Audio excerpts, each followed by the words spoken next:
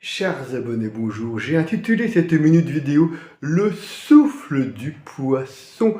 Pourquoi? Parce que tout petit, allant à la fête foraine, évidemment j'aimais pêcher le poisson à la ligne et je le ramenais chez moi et dans ce bocal, je remarquais comme il avait l'air d'apprécier respirer. C'était pour moi un bonheur pour lui. Alors j'aimerais vous parler du souffle. Le souffle qui est un support de méditation tout à fait universel, car tout ce qui est vivant respire, le poisson comme nous, comme l'ensemble de la nature.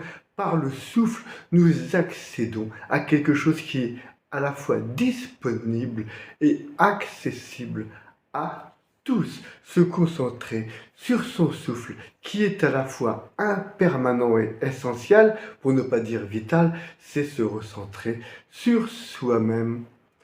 Revenir au souffle dans tout son corps amène à la sérénité, ce que la sagesse bouddhiste appelle le grand calme. Ceci n'est que le début d'une expérience qui vise l'ouverture du cœur. Précisément, méditation, prière sont des sœurs jumelles et il existe une méditation que l'on appelle la prière du cœur.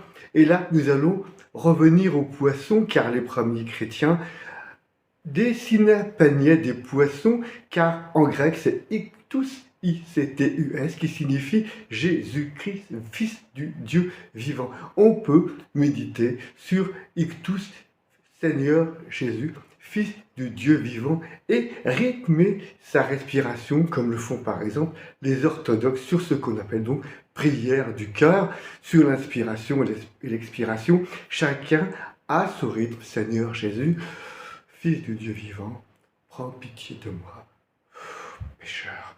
Par exemple, ou tout simplement sur le nom de Jésus, etc., etc. Et ceci ouvre le cœur en même temps que l'âme, et en même temps donc que l'esprit.